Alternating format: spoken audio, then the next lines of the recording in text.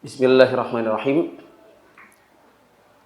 Assalamualaikum warahmatullahi wabarakatuh.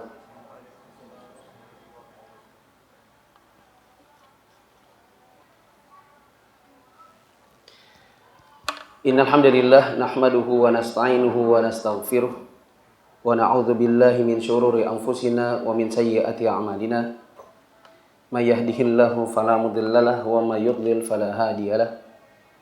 Asyhadu an la ilaha illallah wahdahu la syarikalah wa asyhadu anna Muhammadan abduhu wa rasuluhu la nabiyya ba'dah. Ibu-ibu yang dirahmati Allah Subhanahu wa taala dan para hadirin, para suami. Semua suami-suami ya. Kalau ada bujang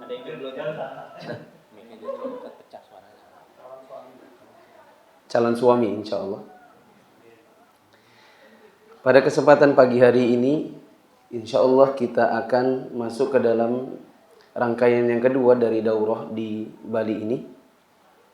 Dan hari ini adalah harinya ibu-ibu, karena kajian kita adalah kajian untuk para ummahat. Dan para ummahat, ibu-ibu tahu enggak judulnya hari ini apa? Oh ya, ibu-ibu kedengaran enggak suara saya? Jelas? Judulnya apa? Judulnya Sejak Gadis Hingga Jadi Ibu. Ini sangat baik untuk dipelajari oleh para gadis dan mungkin bisa jadi bahan perbaikan untuk para ummahat yang terlanjur jadi ibu. Sebelum kita mulai kajian, ummahat di situ, ikhwan di situ nggak ada laki-laki kan? Nggak ada. Coba ummahat lihat kanan dan kirinya atau depan dan belakangnya. Kemudian coba kenalan. Kalau tidak kenal, tanya nama dan tempat tinggalnya. Silakan. Kalau bercadar, buka cadarnya karena di situ tidak ada laki-laki.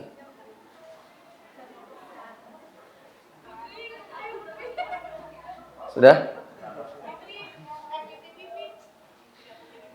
Ya, ibu-ibu yang dirahmati Allah. Biasanya kajian ibu-ibu itu saya ngomong, ibu-ibunya ngomong sendiri. Itu biasanya. Kalau di Bali mungkin adalah 1, 2, 3, 4, 5, 6 orang. Ini umum. Kalau di ibu-ibu itu kadang di dalam majelis ada majelis. Ya, sering begitu. Mungkin karena memang di kajian ustadz yang mengisi dan ibu-ibu hadiratnya, karena tidak bisa dilihat ustadznya, jadi perhatiannya kurang, memanfaatkan kesempatan tidak dilihat oleh gurunya.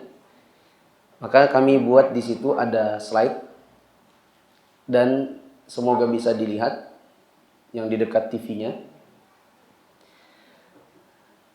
Dan mohon disimak dengan baik, tidak ngobrol sendiri.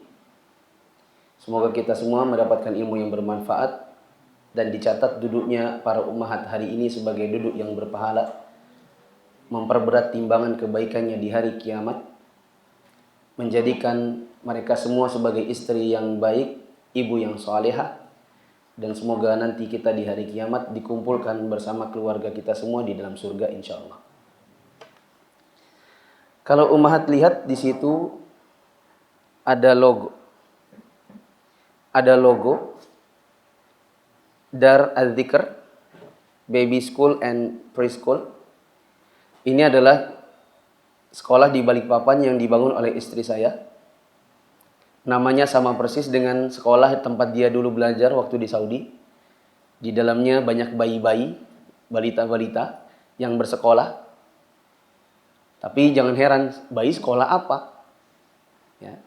Sekolah doa, sekolah ngaji, dan ditalaki. Jadi gurunya perempuan, mereka yang mentalaki anak-anak itu, mereka dengarkan Al-Quran sedari kecil, bukan cuma sekedar diputar kaset, tapi betul-betul duduk berhalaqah dan mendengarkan talaki Quran dari muallimahnya. Mungkin nanti timbul pertanyaan yang lain, bagaimana caranya mendudukkan anak kecil di sebuah halakoh? Bukankah anak kecil itu susah diatur? Jawabannya, mereka sebelum sekolah ini jalan beberapa bulan yang lalu, selama 3 bulan berturut-turut mereka belajar pagi selama 3 bulan. Sehingga dengan adanya pelajaran, guru mengerti cara menghandle anak dan mendudukkan mereka agar rapi mendengarkan pelajaran dan yang semacamnya. Kajian ini adalah materi yang dibuat oleh istri saya dan timnya. Kemudian tadinya saya minta istri saya sendiri yang datang bersama saya dan mengajarkan materi ini kepada ibu-ibu, karena kalau yang ngajar ibu-ibu mungkin lebih enak, lebih interaktif. Tapi qadarullah istri juga banyak kegiatan, jadi saya mewakili, tetapi slide-nya tetap punya sekolah Darul Dzikr. Saya beri judul Sejak Gadis Hingga Jadi Ibu. Sebenarnya ini adalah kajian parenting. Kajian tentang bagaimana seorang perempuan, bahkan juga laki-laki, bisa mendidik anaknya hingga menjadi anak sesuai yang diharapkannya. Dan menjadikan anak sebagaimana yang diharapkan itu ibarat ini, membangun rumah. Kita kalau membangun rumah, tinggi, besar, dan lain-lain, kita butuh apa pertama, ibu-ibu? Ada yang tahu? Bapak-bapak jawab fondasi. Jawabannya salah. Apa yang pertama kali dilakukan? Pilih lahan yang benar. Kalau lahannya gambut, mau bangun hotel tinggi-tinggi, butuh isi. Ini urukan tanah. Butuh batu yang banyak. Butuh material. Dan butuh biaya yang lebih banyak. Karena lahannya lahan gambut. Atau bekas rawa. Tapi kalau lahannya memang lahan gunung, maksudnya batu, keras, maka kita tinggal sedikit saja keluarkan biaya, kita sudah bisa bangun rumah yang kokoh, yang tinggi, besar. Ini yang disebut dengan sejak gadis. Kalau seandainya ibu-ibu ingin memiliki anak yang sesuai diharapkan, solehah, hafizah, di masa depannya mereka pintar, cerdas, menjadi pemimpin umat, ya. Maka yang pertama kali dilakukan oleh seorang gadis itu adalah pilih lahan yang benar. Ini pilih apa maksudnya? Suami. Kalau ingin punya anak yang benar, itu cari suaminya yang benar dulu. Maka kepada para jomblowati di luar, semoga Allah memberikan Anda suami-suami yang saleh. Pilih suami yang benar. Akhi, nama antum siapa, akhi? Itulah dia, misalnya. Cari yang high quality jomblo. Supaya Anda tak perlu mengeluarkan banyak usaha untuk membangun anak-anak ke depannya. Kalau suaminya sudah benar, insya Allah itu seperti memilih lahan yang benar. Jangan pilih yang gambut, yang mentah. Maka kalau Anda sudah belajar agama, jangan cari yang awam. Karena nanti ribet.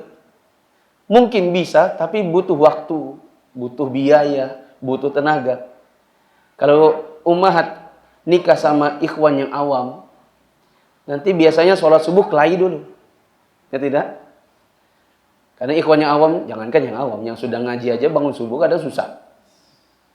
Ya, itu pakai bertengkar dulu. Abi bangun.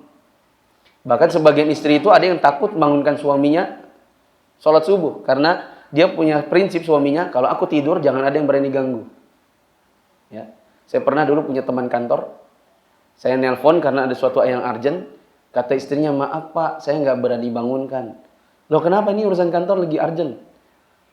Nggak bisa kan? Di rumah ini kalau dia sudah tidur nggak ada yang berani bangunkan. Karena kalau dia harus tidur dan bangun sendiri. Bila dia bangunkan dia marah. Gitu. Ya. Maka kalau pilih yang awam, susah. Kita mau ngajar anak ngaji, dia maunya nonton TV. Kita mau habis maghrib mati TV, dia maunya nonton politik. Kita maunya setelah Isya anak makan dan kerjakan PR, menghafal Al-Quran, dia maunya nonton film. Jadi bertolak belakang antara kita dengan suami dalam mendidik anak. Kita arahnya ke arah mana, dia ke arah yang lain. Di situ yang saya maksud, ini kayak lahan gambut. Susah membangun bangunan yang tinggi karena extra effort. Maka pilihlah suami yang soleh dan solehah. Dapatnya di mana? Kalau nyari di Pantai Kuta nggak ada. Kecuali di situ bikin video dakwah. Cuman harus bikin video dakwah harus subuh-subuh biar nggak ada bule. Kalau nyarinya di kafe, di karaoke, maka Anda akan ketemu dengan laki-laki yang ya begitu. Maka carinya bisa di pengajian. Di pengajian pun nggak mesti. Itu butuh saringan. Misalnya hadir 10 jomblo. Dari 10 itu kan harus disaring. Nggak mesti yang pakai baju koko itu adalah pilihan terbaik. Nggak mesti yang duduk di depan itu adalah pilihan yang cocok. Saya di Balikpapan ngisi kajian ada sebagian ikhwan yang duduk di depan. Bahkan dia kalau terlambat rela dalam artian mau melangkahi pundak-pundak orang meskipun itu salah, yang penting duduk di depan. Tapi belakangan ngeband. Rupanya teman-teman yang rusak. Sehingga meskipun duduk di depan di kajian saya, dia tetap melakukan apa yang sebenarnya dilarang dalam agama. Nah, ummahat untuk cari ikhwan yang seperti itu bagaimana? Dari 10 yang ada, bagaimana cara pilih yang terbaik? Jawabannya coba tanya kepada ustadz atau ikhwan yang bisa dipercaya. Minta carikan, tolong carikan yang akhlaknya baik, yang tidak neko-neko, kalau perlu yang tidak banyak begajulan, ya, yang serius dalam kajian, yang kameramen misalnya. Gitu. Kalau di sini kalau nggak salah Mas Sigit yang tukang cari-carikan jodoh katanya. Ya. Nah, minta dicomblangin lalu kemudian ta'aruf, setelah ta'aruf nadhar. Kalau lanjut maka lanjut ke pernikahan. Tapi itulah sejak gadisnya. Adapun setelah menikah, kita lihat Nabi SAW mengajarkan kepada kita agar sebelum kita menikah kita memilih lahan yang benar dengan beberapa sabda beliau.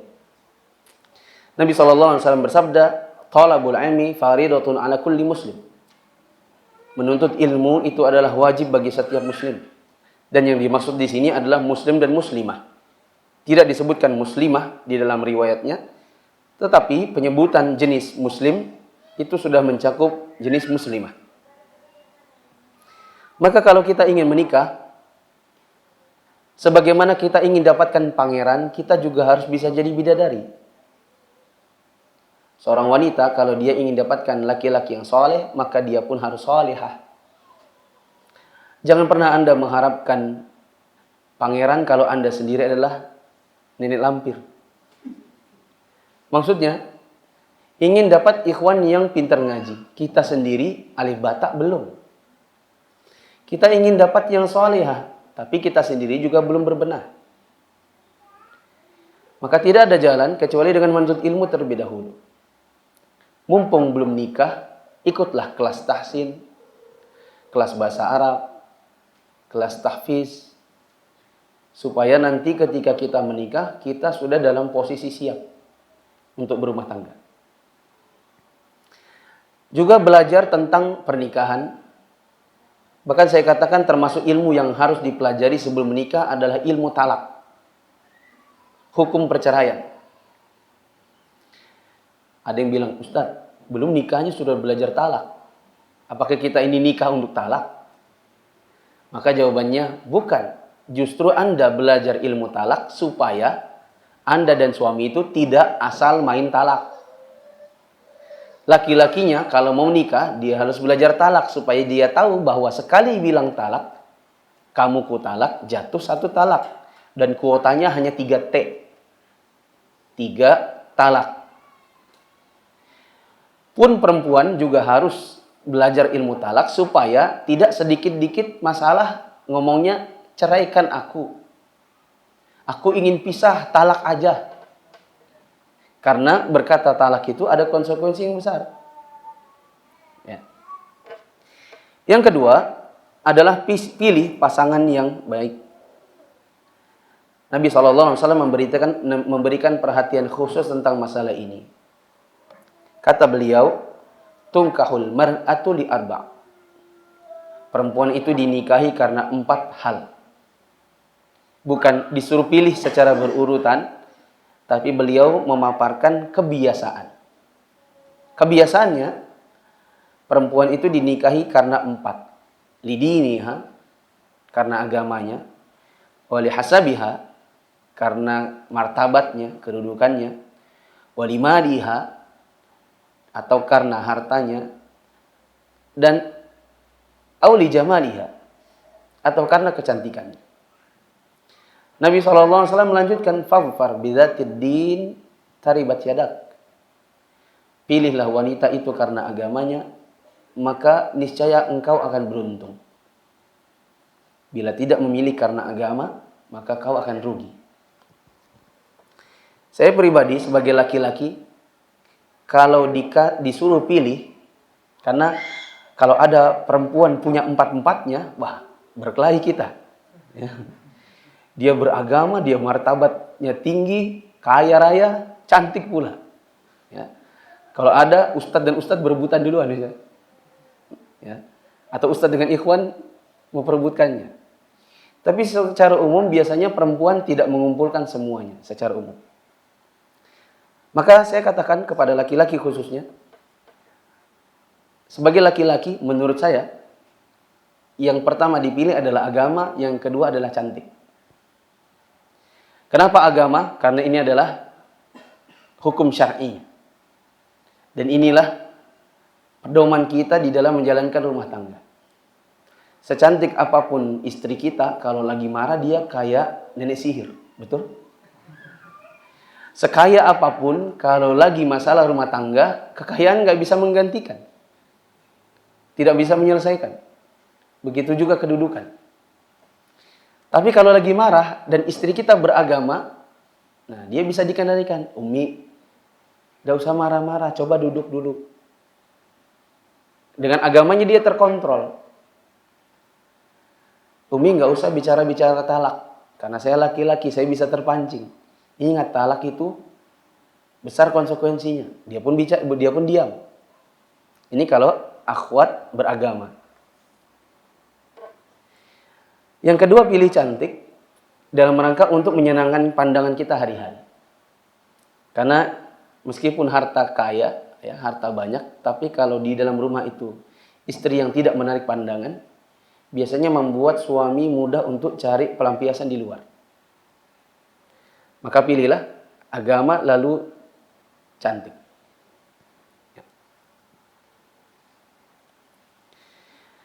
Ini khusus ibu-ibu. Ibu-ibu yang dirahmati Allah, setelah nikah, Anda mungkin akan hamil. Semoga yang sudah nikah dan belum memiliki keturunan, diberikan keturunan. Amin. Masa kehamilan Anda kurang lebih 9 bulan. Nah, di masa 9 bulan ini, tugasnya Anda sebagai calon ibu adalah menentukan besar dan kualitas sel otak. Apa saja yang harus tercukupi atau diperhatikan supaya sel otak itu besar dan berkualitas? Jawabannya ada 3. Pertama, nutrisi. Yang kedua, emosi. Yang ketiga, ucapan dan kegiatan. Makanya, kalau kita datang ke dokter objinnya bilang, wah ibu hamil. Alhamdulillah ibu hamil. Maka di antara pesan-pesannya dokter itu mesti makanlah yang bergizi, makanlah yang baik untuk janin. Ya atau tidak? Gak mungkin dia bilang, gak apa-apa bu, mau rokok kah, terserah. Ya, ibu mau minum obat nyamuk, gak masalah. Pasti dia akan pesan-pesan yang nanti ada hubungannya dengan kesehatan janin. Disitulah penting untuk nutrisi. Nah, yang sudah punya anak mungkin lebih tahu daripada saya apa saja makanan yang cocok buat istrinya. Yang kedua adalah emosi. Maka seorang wanita yang hamil, dia harus jaga emosi. Karena emosinya dia itu akan berdampak pada sel otak anaknya nanti. Orang-orang yang telah meneliti masalah ini mengatakan, bila seorang wanita hamil itu banyak marah, maka itu juga akan berdampak pada anaknya nanti. Nah, ini juga perhatian bagi para suami. Kalau istri Anda sedang hamil, maka bahagiakan dia. Bantulah urusan-urusan rumah tangga yang dia tidak mampu untuk melaksanakannya karena hamilnya, supaya terjaga emosinya. Sebagian suami, istri hamil, tapi dia nggak pernah bantu. Yang ada dia cuma marah. Mi, ini kok berantakan sih? Kamu gak nyapu? Mi, ini kok di wastafel banyak piring kotor? Kamu gak nyuci? Mi, kok begini? Mi, kok begitu? Sehingga istrinya pun jadi tidak terjaga emosinya. Dan kalau emosi tidak stabil, maka akan berdampak pada anaknya nanti. Yang ketiga adalah ucapan. Maka seorang wanita yang hamil, dia harus hati-hati dalam berucap, karena calon bayi itu mendengar apapun yang diucapkan oleh orang di sekitarnya. Terutama yang didengar dari ibunya. Makanya sangat dianjurkan wanita hamil itu banyak mengaji. Supaya banyak Al-Quran yang didengar oleh calon bayi. Nah, kalau begini kan nggak bisa dilakukan kecuali ummahat yang waktu gadis sudah tahsin Quran lancar, ya atau tidak? Persiapan Anda belajar Quran itu bukan cuma sekedar untuk bisa baca Quran buat diri sendiri. Karena nanti ketika 9 bulan Anda hamil, Anda banyak mengaji supaya mengisi sel-sel otak calon bayi. Begitu juga kegiatan-kegiatan seperti sholat. Ya. Adapun kegiatan hanya sekedar berbaring, nonton TV, maka ini adalah kegiatan yang menghambat perkembangan dan kualitas sel otak bayi nanti. Mari kita lihat bagaimana Islam memberikan perhatian kepada wanita hamil. Allah Subhanahu wa taala memberikan beberapa tuntunan di dalam Al-Qur'an. Seperti misalnya di dalam surat At-Talaq ayat 6, Allah bilang, untuk istri-istri yang sudah ditalak dan dia sedang hamil, maka suami yang mentalaknya harus memberikan nafkah untuk dirinya sampai melahirkan kandungannya. Ini menunjukkan bahwa wanita hamil itu diperhatikan dalam Islam. Dan karena Islam memperhatikan wanita hamil, maka seorang wanita pun harus memperhatikan janin. Di sini juga ada petunjuk kepada kita bahwa suami boleh mentalak istrinya yang sedang hamil. Bila memang ada hal yang menuntut untuk itu.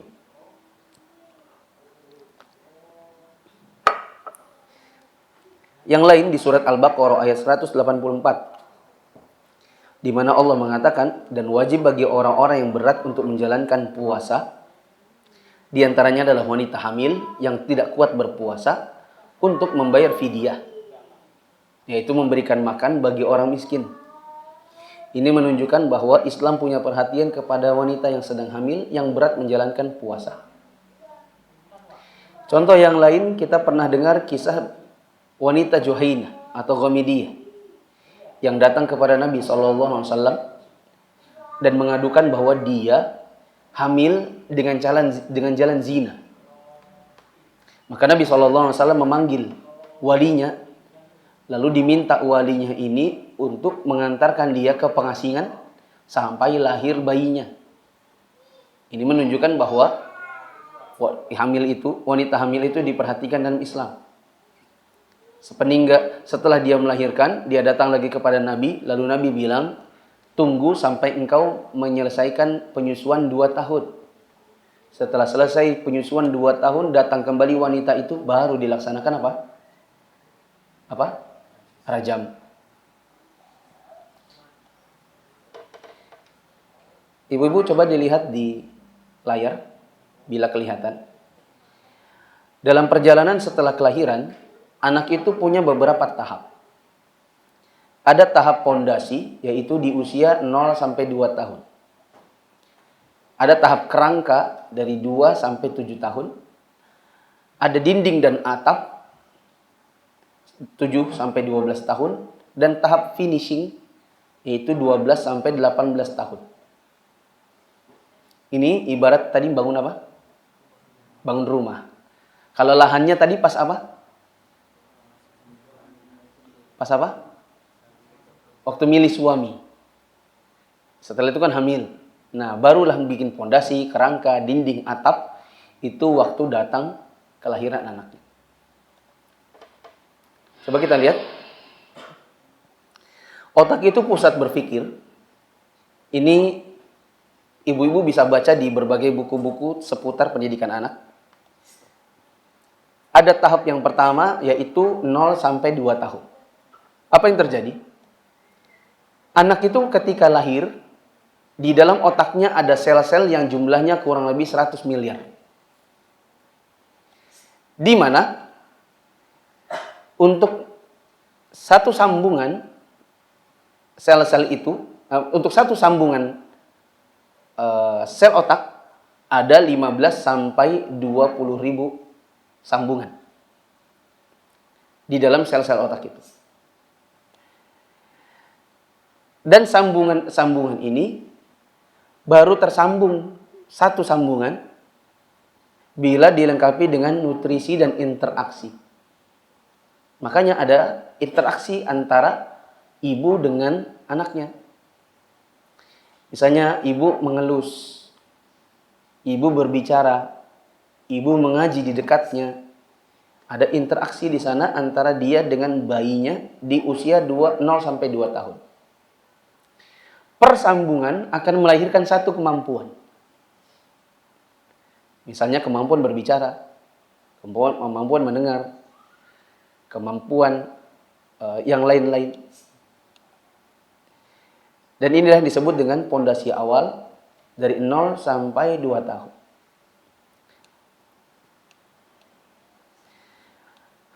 Maka ibu-ibu yang dirahmati Allah, kalau di dalam usia sampai 2 tahun ini interaksinya kurang, berarti ada 15 sampai 20 ribu sambungan itu yang tidak tersambung, berarti hilang setelahnya. Misalnya sambungan kemampuan untuk berpikir. Ketika 0 sampai 2 tahun tidak tersambung sambungan tersebut dari sel-sel otaknya, maka berarti nanti anaknya setelah 2 tahun daya pikirnya kurang. Jadi nanti kalau dilihat, kok misalnya di satu kelas, kok ada anak yang cepat tangkap? Kok anak kita itu kurang nangkep? Itu berarti waktu di 0 sampai 2 tahunnya ada daya sambungannya yang tidak tersambung. Yaitu sambungan daya pikir. Disitulah butuh orang tua untuk banyak berinteraksi dengan bayinya.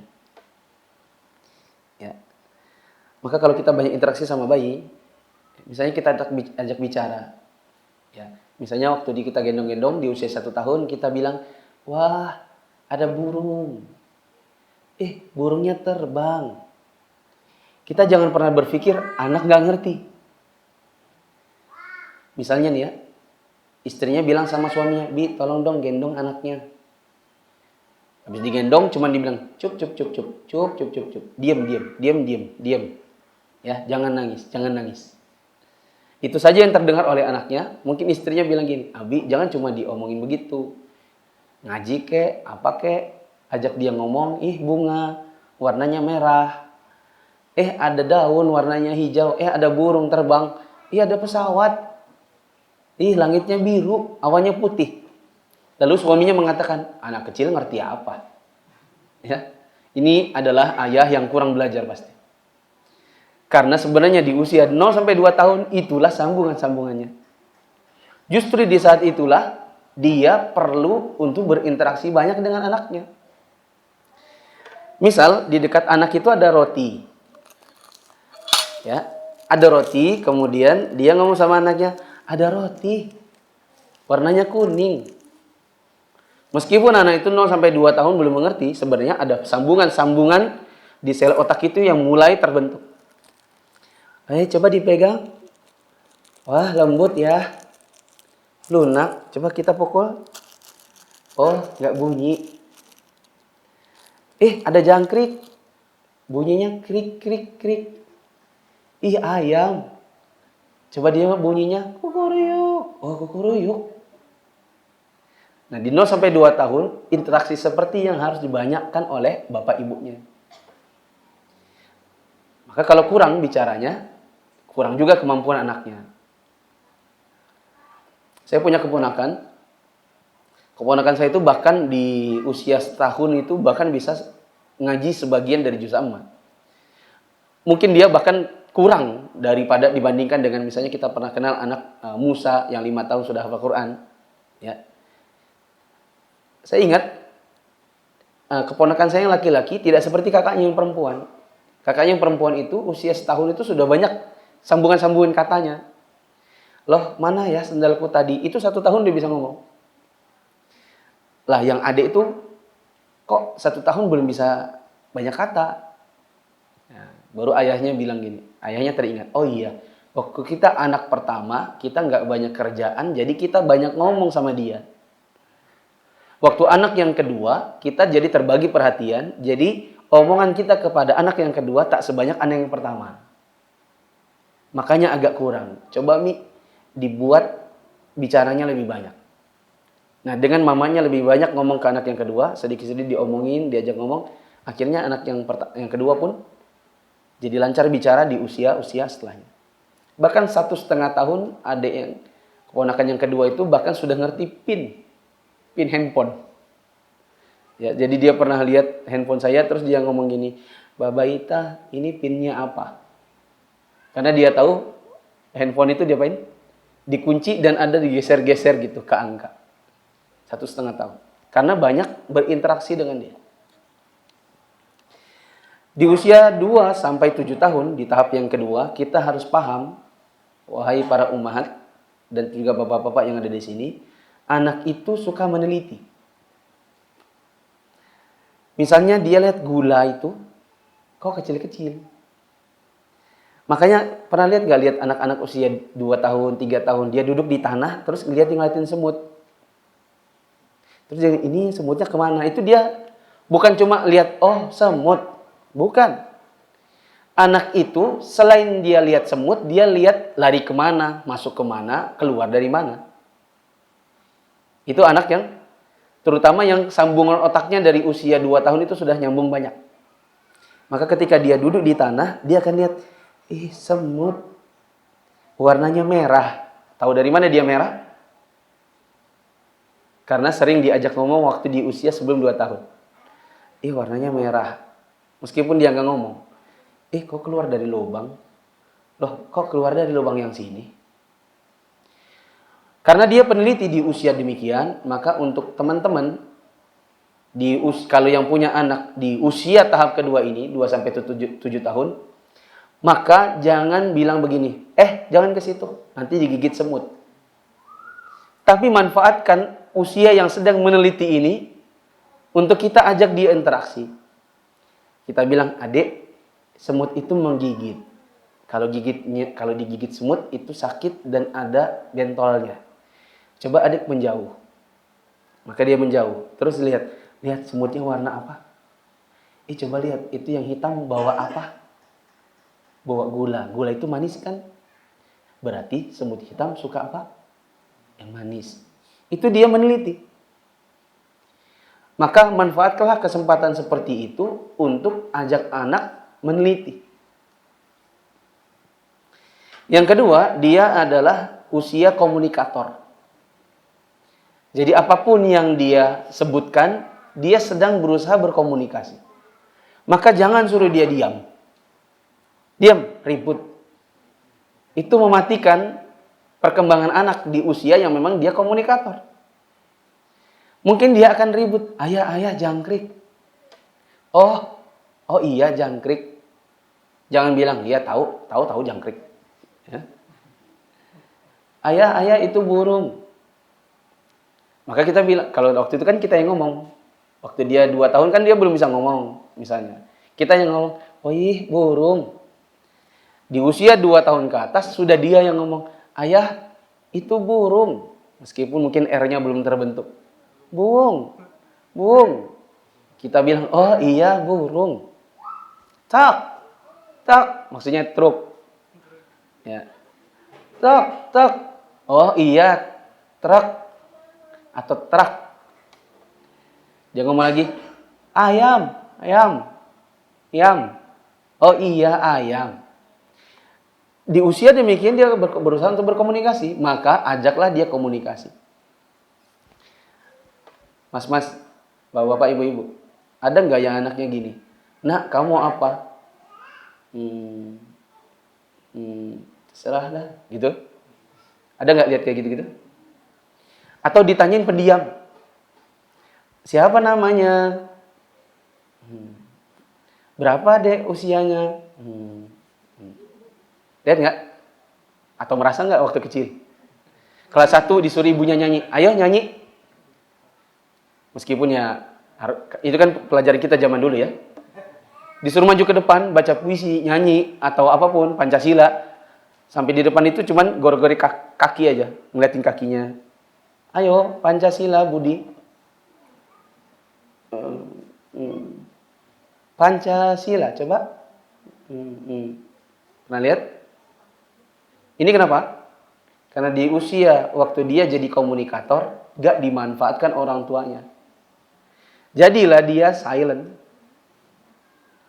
Maka kalau kita punya anak yang anak itu kurang bisa bicara, kurang bisa berkomunikasi, ini harusnya jadi pelajaran. Mungkin waktu dia di usia itu, kita sering suruh dia diam. Jangan ribut.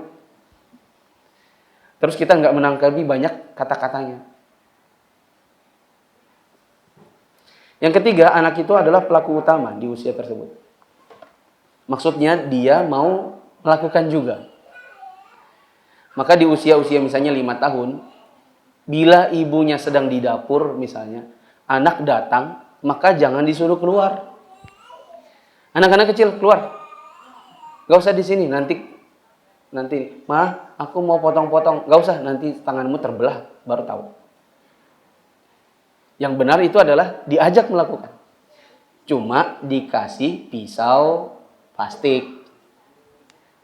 Mungkin dia 4 tahun, dia belum tahu itu tajam. Belum bisa hati-hati. Maka beri dia pisau plastik. Dan berikan dia yang bisa dia potong dengan pisau plastik.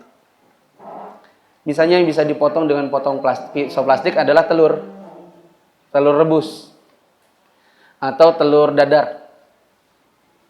Ya, dia datang ke dapur. Mi, ngapain Mi? Oh, Umi masak. Umi, aku juga mau potong-potong. Maka kasih dia kesempatan memotong. Kalau kita khawatir dengan tangannya, makanya tadi saya bilang, kasih dia pisau plastik. Karena dia ingin melakukan.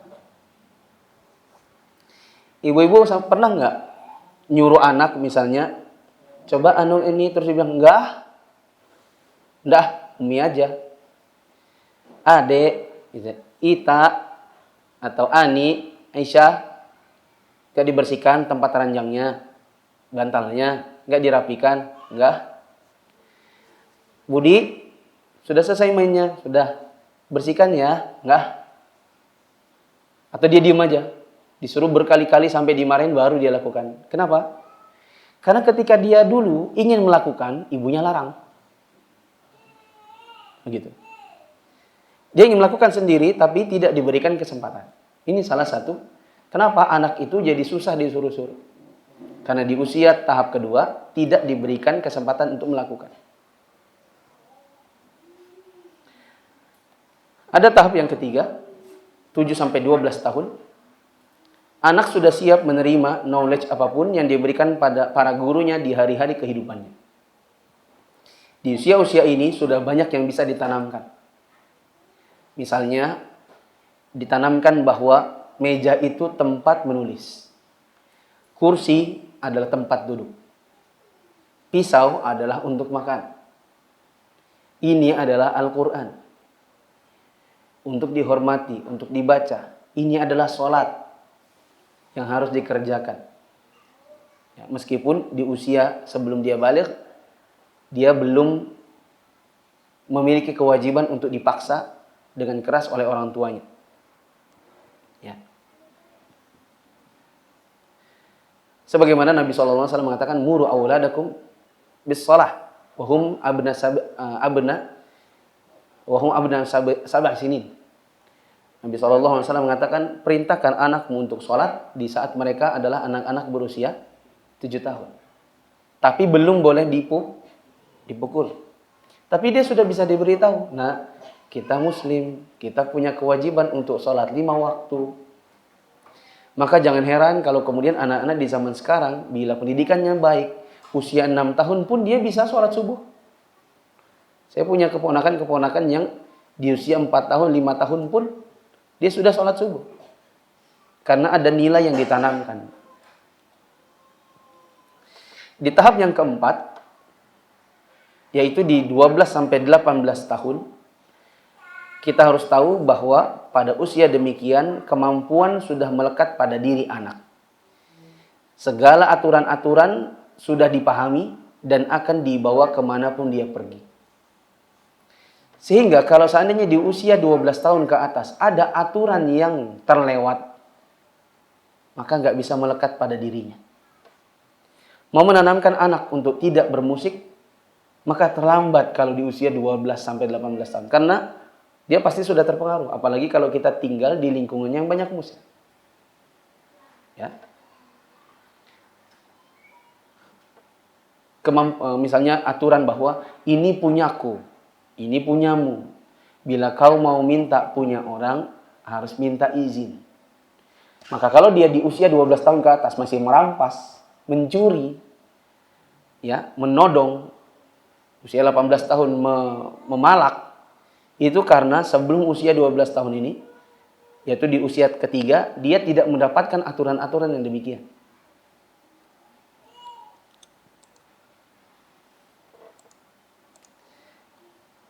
Bagaimana tugas orang tua? Di usia 0 sampai 2 tahun. Tunggu dulu. Kita sampai jam berapa ya?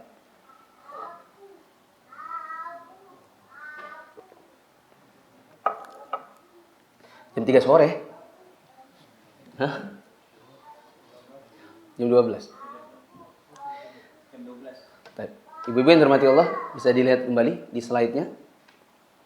Apa tugasnya orang tua waktu 2 tahun dan sebelum 2 tahun? Pertama, membangun kepercayaan. Pernah dengar gak istilah ini?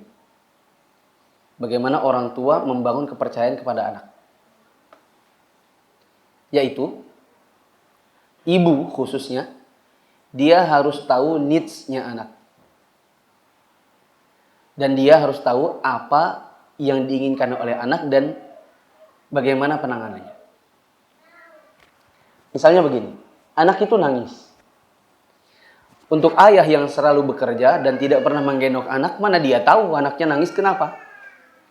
Dia cuma tahu diam. Cup. Diam.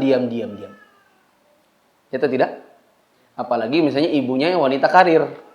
Tahunya cuma bikin anak, brojol, dia tinggal sama pembantu. Mana dia tahu anaknya butuh apa? Misal anaknya dia nangis cuma dia kasih susu. Kebanyakan orang tua kan begitu. Wanita itu kebanyakannya dia cuma tahu pokoknya kalau anak itu nangis berarti dia haus. Padahal nggak mesti. Kadang anak menangis karena tidak nyaman di bagian kemaluan. Misalnya pampers sudah becek atau banyak fesesnya. Kalau seandainya anak di usia 1 tahun itu misalnya, dia menangis, lalu dia bisa berbicara, mungkin dia akan mengatakan, Umi, aku nggak haus. Jangan susukan aku. Aku lagi nggak suka dengan pampersku ini. Gantikan. Tapi aku kan masih bayi, aku nggak bisa ngapa-ngapain gitu. Nah kadang-kadang Di usia ini orang tua nggak bangun kepercayaan. Jadi anaknya sebenarnya butuh pampers baru, dikasihnya susu. Dia haus, butuhnya susu, dikasih pampers baru. Dia butuhnya adalah susu, dikasih mainan. Jadi trustnya anak tidak ada pada ibu atau bapaknya. Yang kedua adalah membangun otak pusat pendengaran. Sehingga harus dibangun pendengarannya. Tahu nggak cara membangun pendengaran? Lanjut aja dulu. Bangun otak pusat penglihatan. Bagaimana cara membangun otak?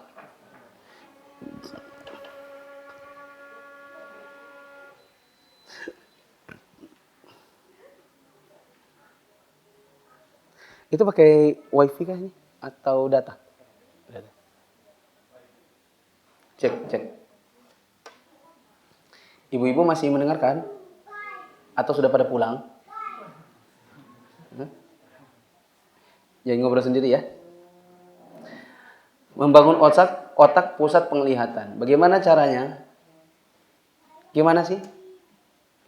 Ustadz suruh dia melihat. Oh bukan.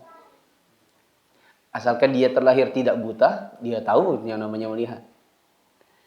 Membangun otak sebagai pusat sensorik motorik. Bagaimana caranya? Membangun otak sebagai pusat rasa. Bagaimana caranya?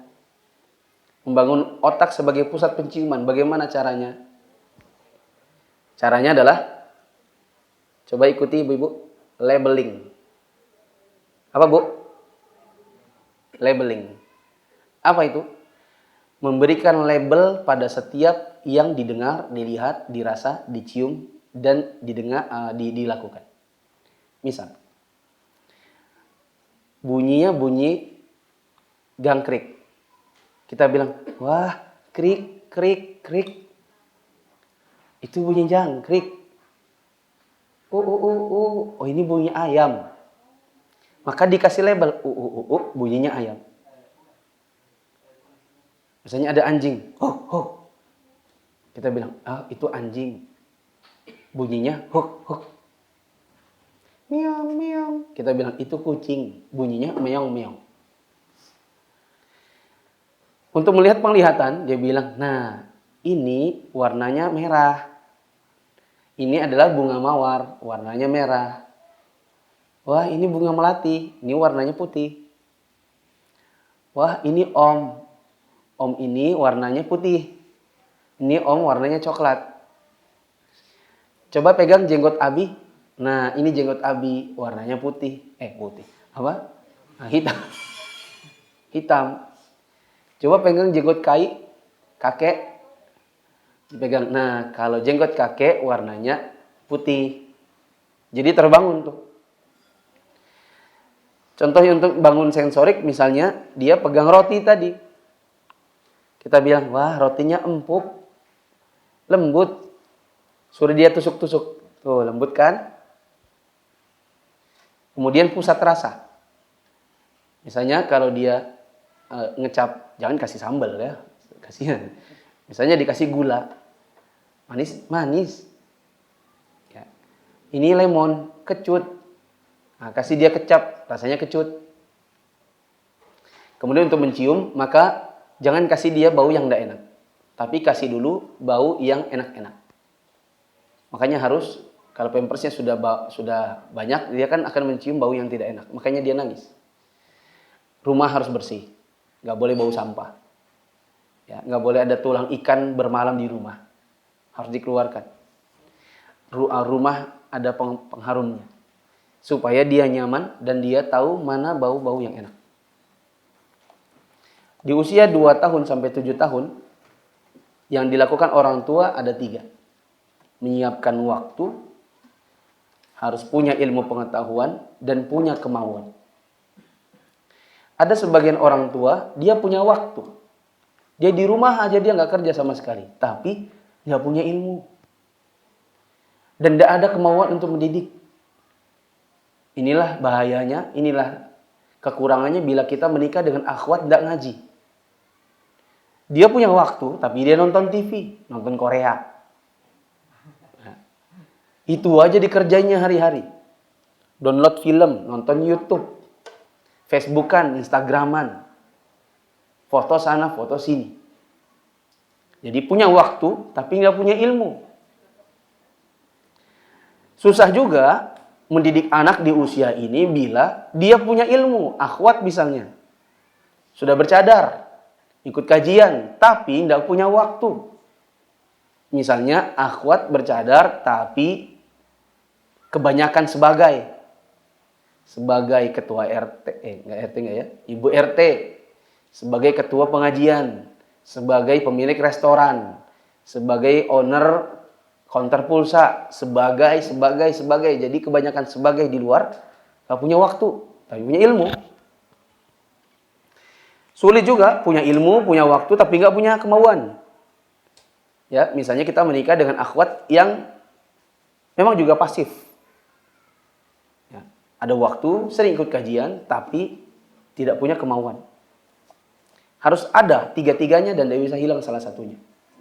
Bila di usia 2-7 tahun istri kita hilang salah satunya dari tiga ini, maka insya Allah ada kekurangan pada anak kita nantinya.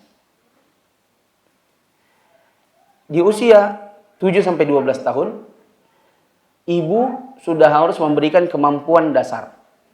Pertama, membaca. Misalnya diajarin huruf hijaiyah. Huruf hijaiyah sudah terlambat. Ya.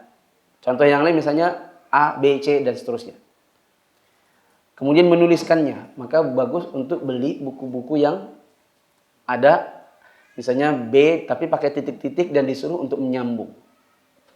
Dan diajari, begini cara bikin B. Sebagian orang tuh bikin B kayak 6, makanya tulisannya jelek. Ya, B tapi ditariknya dari bawah ke atas. Lalu kita bilang yang benar adalah setelah turun ke bawah melengkung. Itu. Diajari kemampuan berhitung, berarti dimulai dengan angka dulu. Diajarkan mengklasifikasi. Itu Ibu. Misalnya diklasifikasikan dan diberi label, ini tempat sendal ayah. Ini tempat sendal ibu dan ini tempat sendalmu. Jadi waktu dia datang misalnya dari sekolah, ya, dia sudah tahu waktu dia datang pulang dia akan letakkan sendal di mana. Sulitnya ya, ibu-ibu itu pekerjaannya banyak banget, diantaranya adalah beresin sendal. Kenapa? Karena di rumah tidak ada label. Dia malas tuh menggunting menempel, padahal gampang.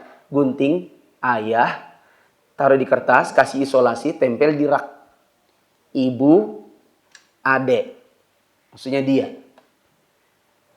Ya.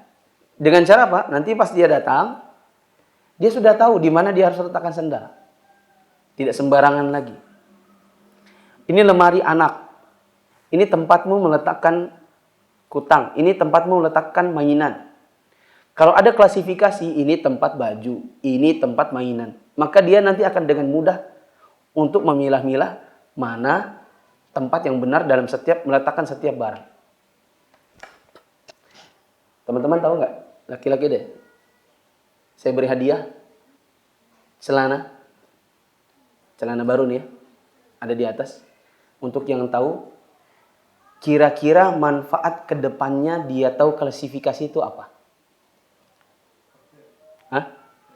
Tertib. Ada yang lebih jauh dari itu? Ada yang tahu? Apa manfaat terbesar dari klasifikasi di usia kecil? Hah? Disiplin. Membedakan mana yang benar. Mengetahui haknya. Menempatkan sesuatu pada tempatnya. Mungkin yang lebih tepat punya untuk. Tahu mana benar, mana salah. Tahu mana halal, mana haram. Tahu mana pahala, mana dosa. Anak yang nggak ngerti klasifikasi, dia nggak ngerti masalah itu. Maka kalau anak kita mencuri, itu berarti waktu di usia 7-12 itu dia tidak diberikan pelajaran klasifikasi. Ya, nanti setelah kajian buat antum dapat celana. Semoga cukup. Kalau nggak cukup, balikin lagi. Itu supaya dia tahu mana benar, mana salah. Oh, ini punya orang, ini punyaku. Bila aku tidak izin pada orang untuk mengambil barangnya, aku berdosa. Itu dimulai dari pelajaran klasifikasi. Berikutnya adalah mengurutkan, misalnya ini dekat, ini jauh, ini lunak, ini keras, ini besar, ini kecil. Dia diberikan pelajaran, misalnya dengan menggunakan mainan-mainan, ada yang ukuran bolanya kecil, ada yang agak besar, ada kotak yang bisa dimasukkan dalam kotak yang lain, menunjukkan mana yang besar, mana yang kecil. Nah, ini namanya mengurutkan. Berikutnya adalah membangun pola interaksi dengan diri sendiri agar bisa berinteraksi dengan orang lain. Ada yang tahu? Apa maksudnya? Apa, Mas? Bagaimana membangun pola interaksi dengan dirinya sendiri agar bisa berinteraksi dengan orang lain? Ini diajarkan oleh ibunya dengan cara memberitahukan, misal, Adek, kalau jatuh sakit atau tidak? Sakit. Bila terkena suatu benda, sakit atau tidak? Sakit. Begitu juga bila adek melemparkan benda ke orang lain. Kalau adek, ibu gini kan sakit? Tidak. Sakit. Begitulah kalau adik, gitu kan orang. Nanti dia akan tahu dengan interaksi diri sendiri. Oh, kalau saya dipukul, saya merasa sakit. Berarti kalau saya pukul orang, saya pun akan sakit. Saya punya barang. Kalau barang saya dirampas oleh orang, saya tidak suka. Berarti kalau saya rampas barangnya orang, dia pun tidak akan suka. Jadi bangun pola interaksi seperti ini untuk dirinya. Dengan begitu dia akan terapkan pada orang lain. Ya. Karena memang anak kecil itu kan belum bisa berkomunikasi. Dia akan tahu misalnya merampas, mengambil. Nah, di usia seperti itu kita beritahukan apa yang harusnya dia lakukan untuk orang lain dengan cara kita tanya bila itu dilakukan pada dirinya sendiri. Berikutnya ibu-ibu, coba dilihat cara bicara yang harus dihindari. Ini khusus 7 tahun ke bawah. Khusus apa? 7 tahun ke bawah. Yaitu menyuruh. Turun. Turun. Jalan. Sini. Yang juga perlu dihindari adalah melarang. Jangan. Jangan. Loh. Kok gini? Jangan. Ini larang. Tapi ingat, ya mungkin metode ini mungkin ditentang oleh sebagian ustadz dan saya mendengar hal itu. Tapi ustadz tersebut mungkin tidak memahami ini adalah untuk 7 tahun ke bawah. Contoh yang lain misalnya dengan marah. Untuk menggantikannya, gunakanlah bahasa positif. Yaitu bahasa yang dapat menyampaikan maksud kita kepada anak dengan sesuai. Misal, dia berdiri di atas meja, tapi dia baru usia 4 tahun. Maka yang perlu dihindari adalah kata turun. Turun enggak? Awas ya, nanti jatuh. Di usia 7 tahun ke bawah, ini kata-kata yang salah. Jangan naik-naik di atas meja. Mau pukul nanti ya. Ini kata-kata yang sifatnya marah. Gantikan dengan kata-kata yang sifatnya positif. Misalnya mengatakan, misalnya namanya Ani. Ani, meja tempat apa nak? Tempat berdiri atau tempat makan? Menulis atau berdiri? Ini adalah bahasa yang nanti akan membuat dia paham apa yang harus dia lakukan. Sebagai contoh, saya punya kantor. Kantor saya itu 3 lantai, 2 lantai dipakai untuk sekolah dan belajar, dan 1 lantai buat travel umroh. Nah, setiap orang masuk ke kantor itu mesti lewatin kantor saya dulu. Karena saya ada di lantai tengah, tengah, kemudian ada ke bawah dan ada ke atas. Ya. Anak-anak kecil mulai dari jam 3 berdatangan untuk TPA di kantor tersebut, di lantai bawah dan atas. Depan kaca, tengah kaca. Dan saya hitung tidak kurang dari 7 orang yang jatuh karena berlari-lari setiap kali masuk. Karena saking seringnya, saya pun pernah marah kepada istri saya. Nah, awalnya saya beritahu, enggak, sudah ada beberapa anak loh jatuh di sini berlari-lari karena lantainya licin. Ini belum kalau dia lari-lari turun tangga atau naik tangga, saya khawatir dia jatuh terguling-guling. Nanti di briefing ya anak-anaknya, iya. Suatu hari ada lagi yang jatuh karena akibat lari-lari lagi.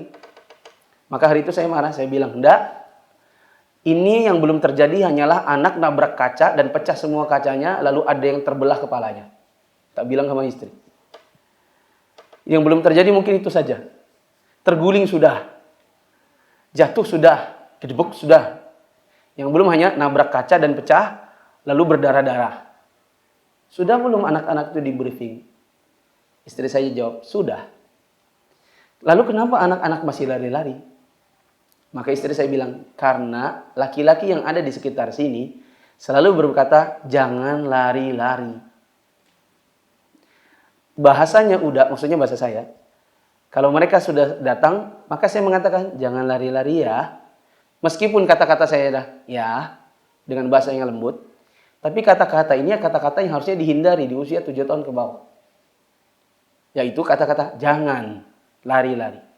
Anak-anak usia 7 tahun ke bawah yang TPA, kata istri saya, yang dia dengar adalah kata terakhir. Apa itu? Lari. Jadi apa yang dilakukannya? Lari. Terus istri saya bilang, yang perlu dilakukan adalah bilang, di dalam ruangan berjalan. Karena ini ruangan. Di dalam ruangan berjalan. Coba deh praktikan. Maka besoknya saya praktekkan dan kontan. Waktu mereka masuk, saya bilang, di dalam ruangan berjalan semuanya, nggak ada lagi lari-lari.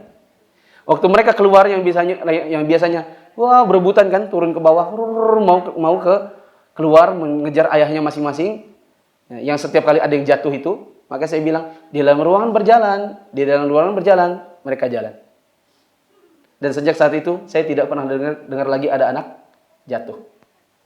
Atau apalagi sampai nabrak kaca dan berdarah-darah. Ya, kata-kata seperti ini, yang kalau kita tidak belajar, tidak membiasakan, yang keluar jadinya salah. Ibu-ibu kalau lihat anaknya pegang pisau, dia bilang apa? Jangan pegang pisau, ya kan? Kalau anaknya sedang misalnya mainkan barang dan meninggalkannya dalam keadaan berantakan, dia ngomong apa? Bersihin nggak? Bersihin nggak? Ibu nggak kasih makan nanti kamu ya, bersihin dulu, gitu kan? Sifatnya suruh. Jangan naik-naik, sifatnya apa? Larang. Sambil marah, sambil melotot, sambil megang benda, seolah-olah mau diancam, mau dilempar. Nah, yang seperti ini akibatnya tidak tepat secara pendidikan untuk anak di usianya. Jangan lari-lari, anaknya lari. Jangan naik-naik, dia nggak turun. Gitu. Mari kita lihat, dan mungkin ini adalah slide terakhir. Coba saya ngintip dulu. Oh, enggak, masih ada. Ketika berbicara dengan anak, ada 5 tahapan ibu-ibu. Coba sebut, pertama apa, Bu? Paling atas? Bu? Mungkin tidak kelihatan, yang dekat bisa membaca. Pertama apa? Pengamatan. Kedua, pernyataan tidak langsung. Ketiga, pertanyaan. Keempat, pernyataan langsung. Dan yang kelima, intervensi fisik. Caranya begini.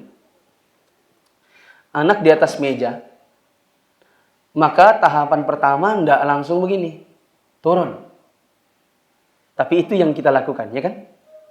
Yang itu tidak ada semua di dalam 5 ini. Yang pertama kali itu diamati. Dan amati itu bukan melotot ya, Bu. Kalau melotot itu marah jadinya. Misalnya kan bapak-bapak gini nih. Ibu-ibu kalau ngeliatin anaknya di atas meja gini. Gitu kan? Matanya sambil ngeliatin dia, sambil lihat ke lantai, maksudnya suruh turun. Nah, bukan begitu. Maksudnya cuma mengamati dengan tatapan biasa. Bila anak itu anaknya cukup sensitif dan sambungan otaknya banyak, dia akan tahu itu salah. Dan dia akan langsung turun tanpa bilang turun. Nah, cuman kayaknya kalau di Indonesia ini nggak berlaku nih. Karena kebanyakan kita tuh didikan mama-mama kita yang terdahulu, dan kita hanya mencontek kembali apa yang mereka lakukan dahulu.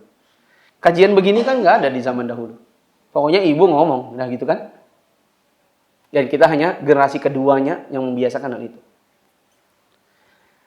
Kalau mengamati nggak bekerja, maka pernyataan tidak langsung. Yaitu maksudnya tidak menyatakan kepada dia, tapi kepada orang di sekitarnya. Misalnya ngomong sama abinya. Dia kan lagi naik di atas meja. Maka mamanya bilang gini, Bi, kalau meja itu tempat apa sih, Bi? Oh iya, meja itu tempatnya kita makan.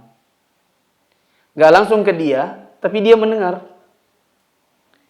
Kalau dia cukup sambungan banyak di otaknya, pasti dia akan apa? Turun. Bu, paham gak? Aku ketawa. Ibu-ibu paham? Kalau seandainya itu pun tak ngefek, kita ngomong sama suami kita, dia masih di atas meja, maka kita bertanya kepada dia secara langsung. Adi, meja itu tempat apa, nak? Maka dia pun akan berpikir, tempat ini tempat makan, misalnya. Bukan tempat berdiri. Dan kalau dia sadar, tentu dia akan turun. Bila ini pun tak bisa, maka pakai pernyataan langsung. Nggak pakai nanya lagi, tapi ngomong langsung sama dia. Bilang, di meja itu tempat makan, nak. Bukan tempat berdiri. Kalau seandainya ini pun tak ngefek, barulah intervensi fisik. Diapain? Diapain, Bu? Bu, sudah pada pulang kah ini? Diapakan kira-kira dengan intervensi fisik? Salah. Ditanyai. Adi mau turun atau ibu turunkan? Nggak langsung main angkat. Adi, kan sudah nih, diamati, dia nggak ngefek. Tanya ke abinya, nggak ngefek. Ditanyai juga nggak jawab. Diomongin langsung, dia nggak jawab. Maka kita dekati dia, dan kita ajak, Adi mau turun sendiri atau mau ibu angkat? Tapi bukan bahasa mengancam. Coba pilih, mau angkat sendiri, turun sendiri atau mau angkat? Bukan juga begitu. Ya. Tapi dia tanya, Adi mau turun sendiri atau mau ibu angkat? Kalau turun sendiri, ayo turun. Kalau dia nggak jawab, bilang, ibu hitung sampai 5 ya. Kalau mau turun sendiri, ayo. Kalau sampai 5 tidak turun, berarti ibu angkat. 1, 2, bisa jadi dia turun sendiri. Bisa jadi dia nunggu 5. 3, 4, 5. Baru angkat. Kalau bapak-bapak yang nggak belajar, dia ngapain? Apa yang dilakukan? Langsung dibanting ke bawah, smackdown ya, turun ke bawah. Turun nggak kamu, katanya. Susah nggak ini? Susah. Karena tak terbiasa. Karena kebiasaan kita dari bapak kita zaman dulu, taunya langsung angkat atau ancam. Ya tidak? Mungkin ini slide terakhir. Lihat tahapan berbahasa anak. Ibu-ibu. Mungkin ini terakhir, Bu. Ibu mau perhatikan nggak? Pertama adalah pasif. Anak itu taunya, dia nggak bisa bahasa. Jadi dia cuma tahu nangis. Maka suami-suami, kalau kita punya istri yang apa-apa nangis, berarti waktu kecilnya ada tahap menangis yang tidak dilewatinya. Dia mau minta apa, nangis dulu. Dia apa? Nangis dulu. Nonton Korea nangis juga.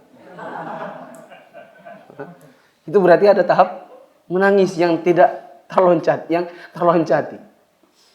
Karena sebagian orang dewasa yang begitu, taunya menangis. Ya. Kita, loh kenapa kamu tiba-tiba nangis? Diam, berguling-guling sampai matanya bengkak. Lama-lama baru dia ngomong, cemburu. Tapi nangis dulu. Ya, tadi Abi beli baju buat adiknya, aku nggak dikasih. Gitu. Tapi terlebih dulu apa? Nangis. Ini berarti istri kita masih anak-anak. Ya, karena dia masih pasif. Tahapan berbahasa yang kedua adalah serangan fisik. Jadi, mukul. Maka kita lihat kalau di TK misalnya, ada anak mukul, mencakar, merampas, mendorong. Misalnya dia minta gantian naik mobil, dia dorong temannya, baru dia yang naik. Itu tahapan yang kedua. Maka kalau seandainya kita temuin ada orang usianya sudah dewasa, tapi suka menyerang dengan serangan fisik, berarti waktu kecilnya ini terlewati. Maksudnya tidak tersalurkan di masa kecilnya. Jadi misalnya dia menyerang fisik, bapaknya langsung serang fisik balik. Gitu. Dipukul bapaknya, dia pukul balik. Kamu kok mukul-mukul bapak? Pak, tampar. Gitu. Padahal ini memang bahasanya lah kecil. Sehingga butuh saluran. Waktu dia merampas kita bilang, yang mana punyamu? Yang mana punya kakak? Kalau minta kepada kakak, bukankah harus minta izin? Bilang, kakak, pinjam ya. Nah, bahasa-bahasa seperti ini dulu waktu kecilnya belum terdengar.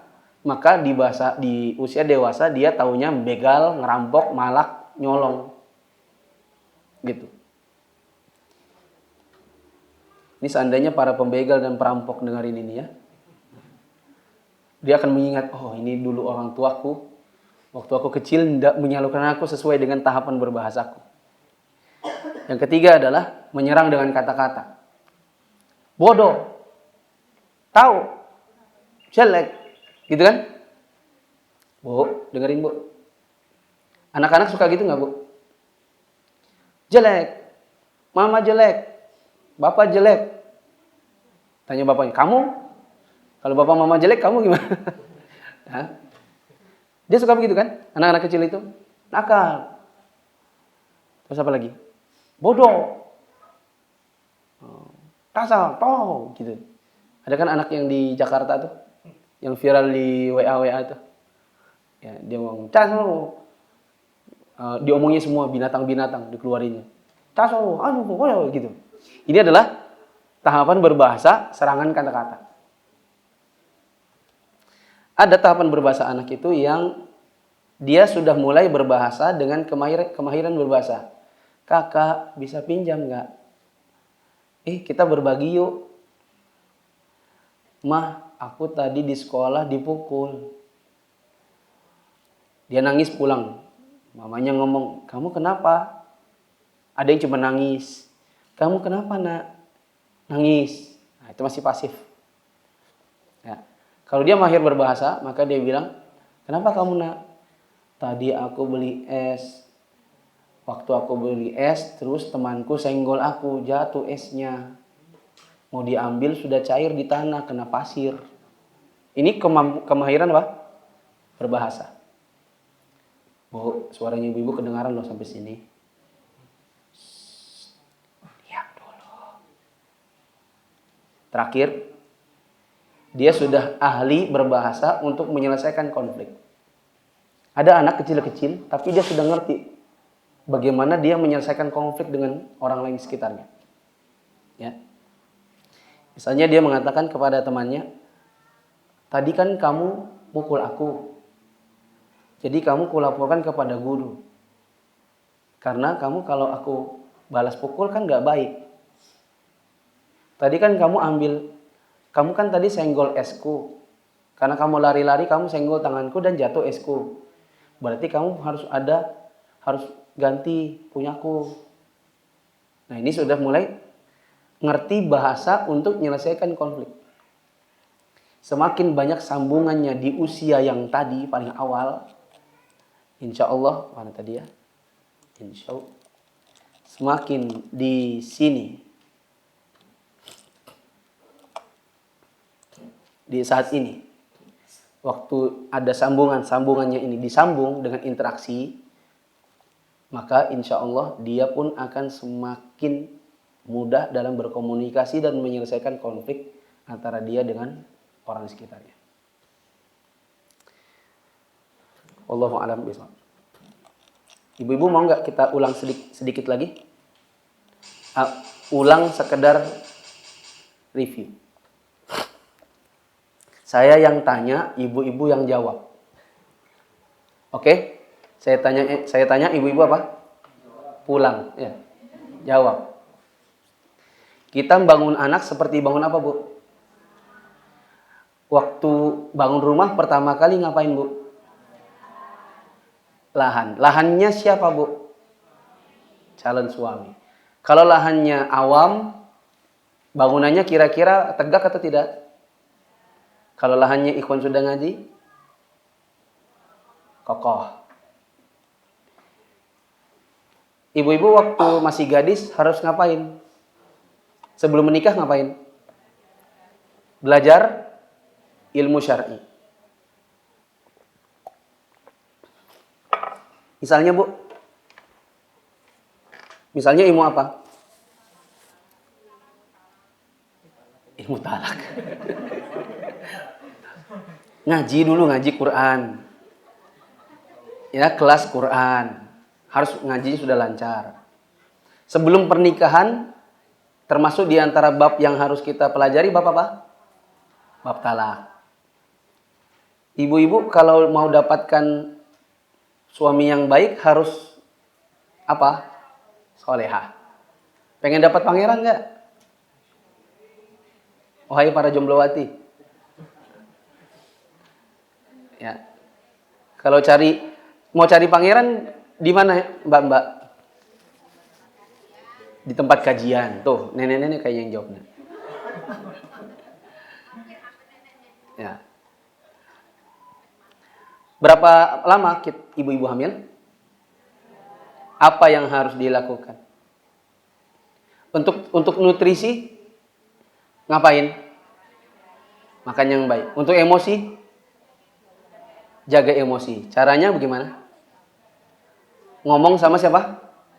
Sama suami. Bi, aku kan hamil. Bisakah Abi yang nyapu?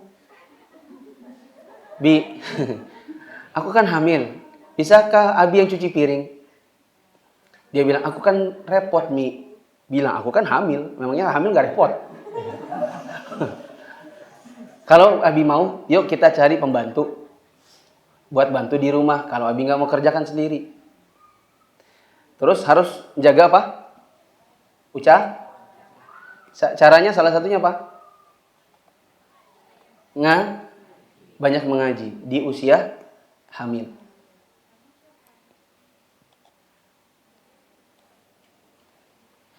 Ada berapa tahap perjalanan sampai kita mendidik anak sampai selesai? 4. Coba saya tanya. Di usia yang mana kita harus berkata kepada dia, wah ini semut, ini burung. Usia berapa? 0 sampai 2 tahun. Di usia mana kita bilang sama dia, wah semutnya masuk ke dalam lubang? 2 sampai 7 tahun. Tahunya dari mana? Karena ada di slide-nya. Di depan. Kenapa kita bilang begitu? Karena dia punya sifat apa? Peneliti. Kalau kita bilang, adik mau motong, sini bantuin Umi, tapi motongnya pakai pisau plastik aja ya. Itu di usia berapa? 2 sampai 7 tahun. Kenapa dilakukan seperti itu? Karena dia apa? Dia punya sifat pelaku utama. Di usia berapa kita bilang, Dek, ini meja. Meja itu tempat menulis. Ini punyamu, ini punya kakak. Kalau mau ambil harus minta izin terlebih dahulu. Itu di usia yang mana? 7 sampai 12. Nah. Ibu-ibu, ini tadi yang saya tanya. Bagaimana cara membangun kepercayaan kepada anak bayi?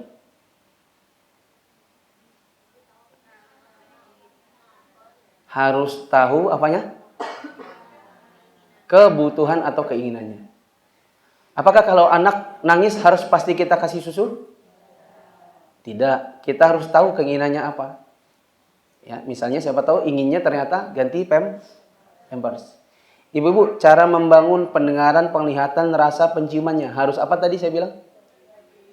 Labeling. Cara labeling itu apa? Diapakan? Diberi contoh atau diberi tahu. Wah, ini burung. Ini kucing, bunyinya meong. Wah, ini semut, warnanya apa? Merah. Ya. Wah, ini gula, rasanya manis. Ya. Jangan lupa 2 sampai 17 tahun siap waktu, ilmu dan mau. Tapi harus tiga-tiganya atau boleh hilang salah satu? Halo? Harus tiga-tiganya. Kalau wanita karir kehilangan yang mana dia?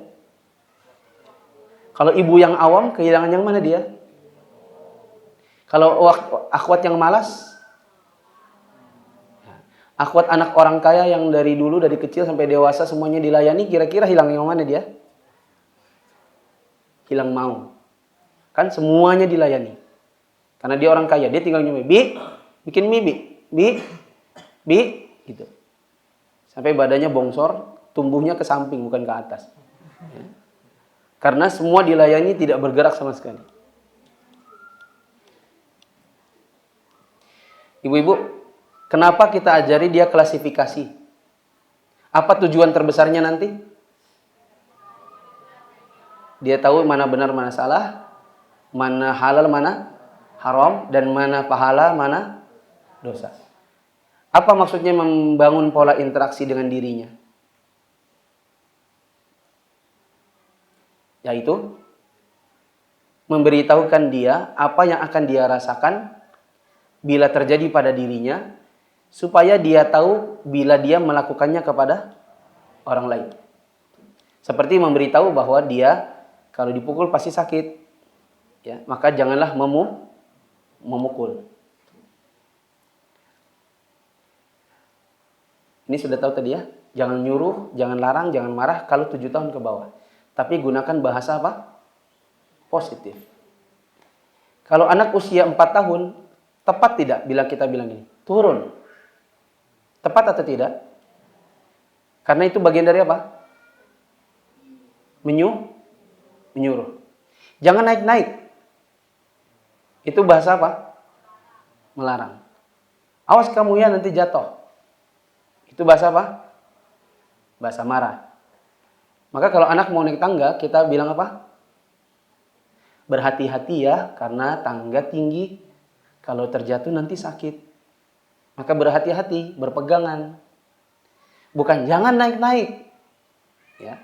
Kecuali kita bertanya, adik ke atas mau ambil apa?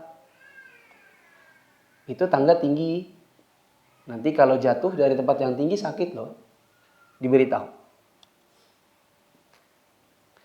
Kalau anak kita, saya tanya, anak kita pegang pisau. Yang pertama kali kita amati apa? Yang pertama kita lakukan apa? Mengamati sambil tetap awas. Ya. Kemudian kita bilang apa? Kalau dia tidak dengar kita ngapain? Bicara ke orang lain. Tapi seperti menyindir dia. Ayah, kalau anak kecil memegang pisau, nanti bagaimana ya? Takutnya apa ya? Tertusuk misalnya. Nah, ini tadi sudah jelas ya? Ya. Dah, mungkin ini dulu apa yang dapat kita bahas pada pagi hari ini. Semoga bisa bermanfaat. Ada pertanyaan silakan. bagaimana penggunaan kata jangan yang dilarang oleh beberapa ahli parenting. Sementara dalam Al-Quran penggunaan kata jangan itu justru ada dan digunakan sebagai penegasan. Kita katakan menggunakan kata jangan itu ada tahap-tahap. Tidak dilarang mutlak, tapi tidak digunakan mutlak. Jadi mungkin sebagian ahli parenting ada yang mengatakan, itu metode pendidikan apa tuh? Nggak boleh kata jangan. Maka kita jawab, bukan nggak boleh, tapi melihat tahap perkembangan. Tidak kita katakan dilarang kata jangan secara mutlak, tapi tidak juga dikatakan secara mutlak.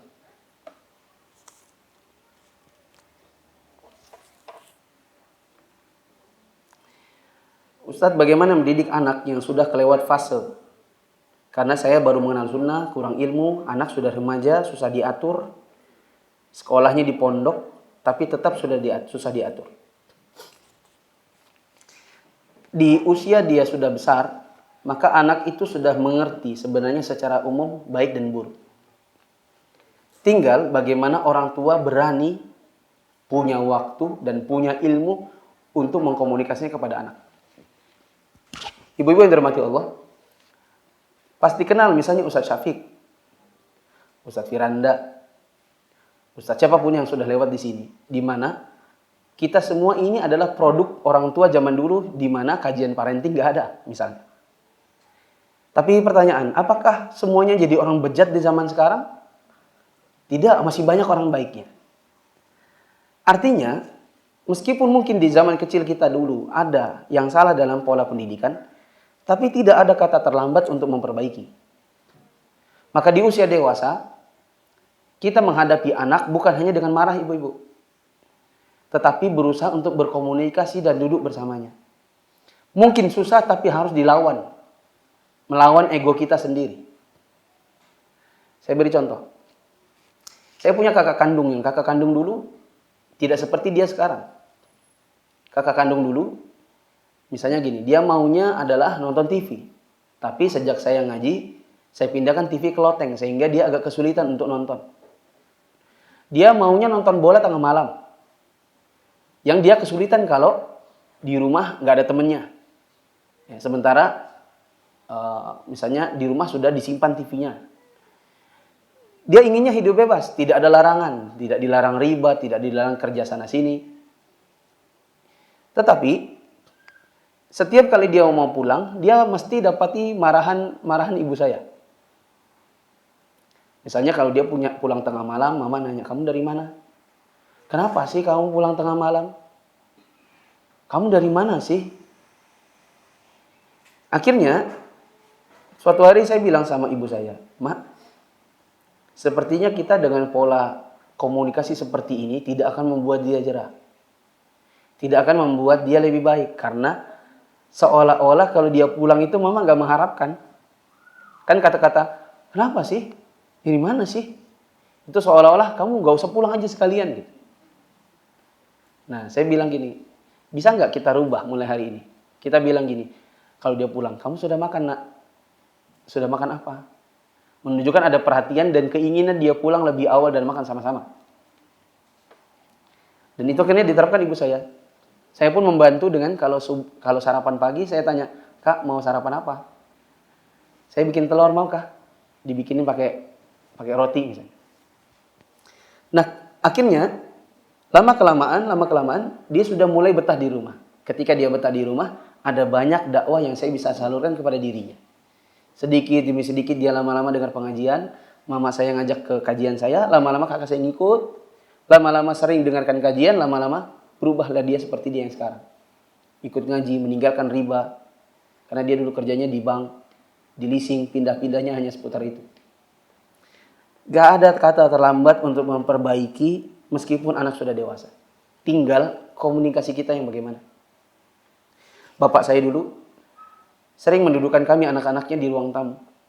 Atau habis sholat. Kami duduk, bapak duduk, kemudian bapak ceramah, bapak ngomongin kami, nasihatin kami. Kalau kami mau pergi kuliah dulu, misalnya dari Balikpapan, mau meninggalkan Balikpapan, pergi ke Jogja, kami didudukkan dulu sebelum berangkat. Sebelum meninggalkan rumah, Didudukkan di ruang tamu. Lalu bapak memberi pesan. Hati-hati pergaulanmu. Di luar sana banyak teman yang jelek. Hindari rokok, hindari narkoba. Jangan mencuri, jangan merampok, jangan mencontek. Jangan lupa sholat, kuliah yang rajin, dan lain-lain. Jadi ditanamkan kepada kita nilai-nilai. Nggak ada kata terlambat, ibu-ibu.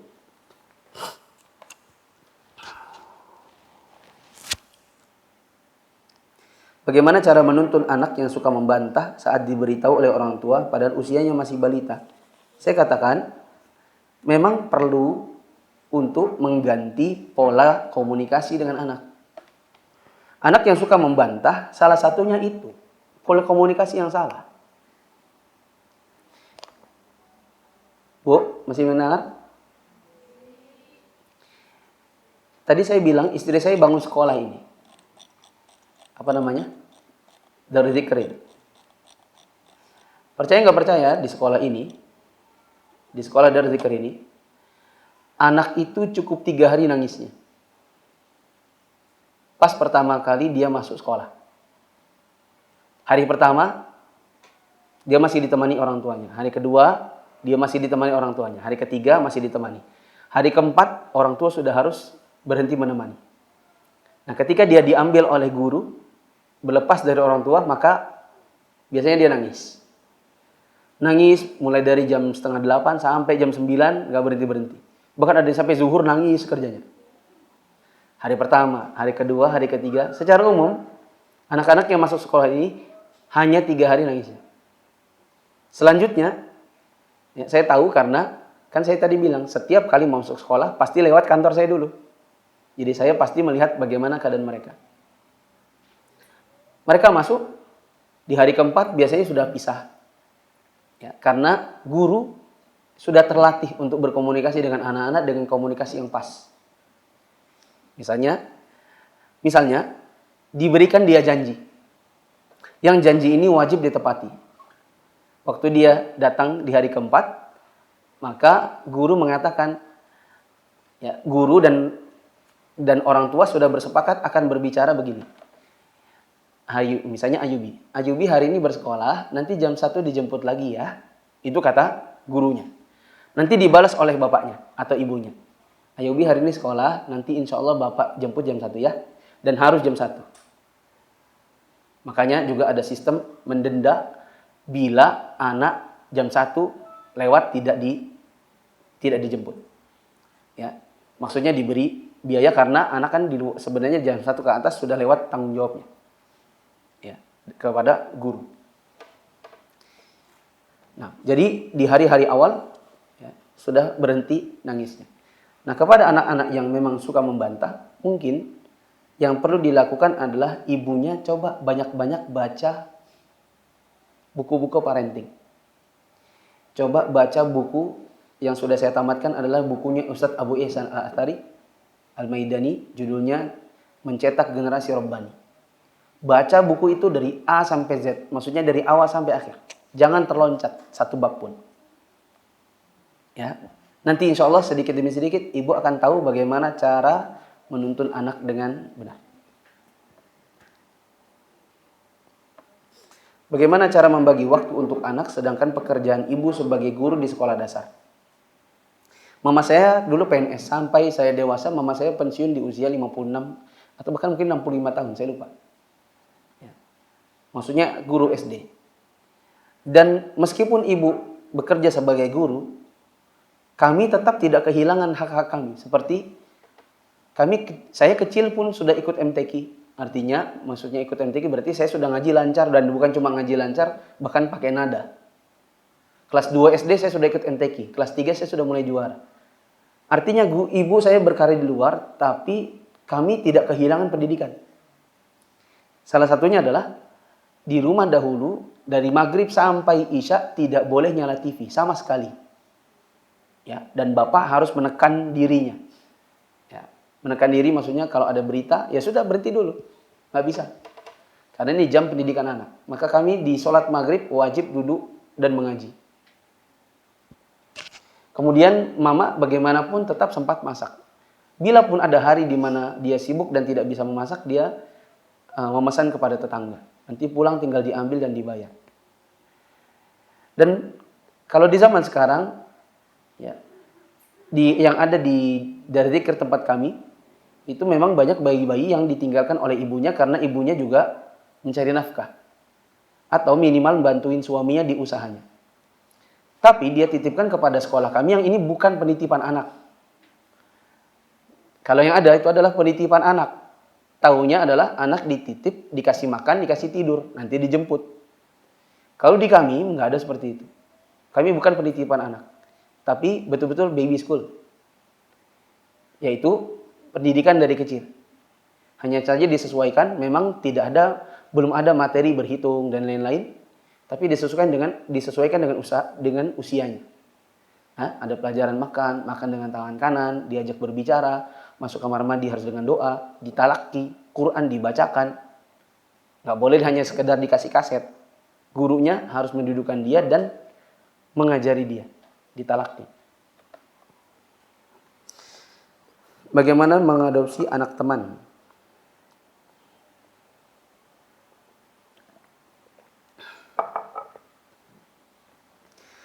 Bagaimana mengadopsi anak teman, tapi kita tidak menyusuinya. Kalau tidak disusui, berarti dia hanya sekedar bisa bermain sama kita sampai dia balik.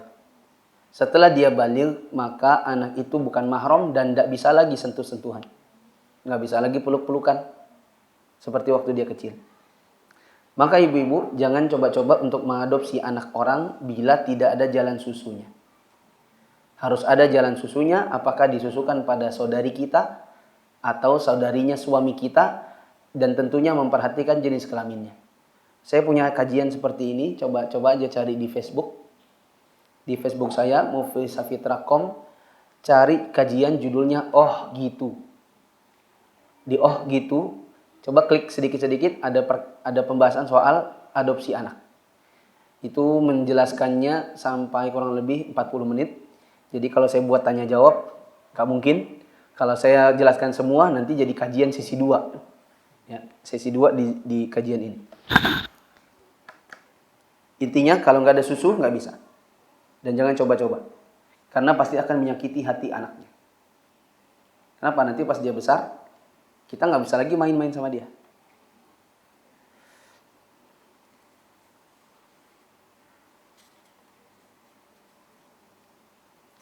Apa hakikat sebenarnya seorang wanita? Banyak ya, ditinjau dari sisi mana? Ditinjau dia dari sisi seorang istri, maka dia adalah tulang rusuk dan bukan tulang punggung. Maka pada sejatinya seorang wanita harusnya di rumah, tidak berkarir di luar rumah.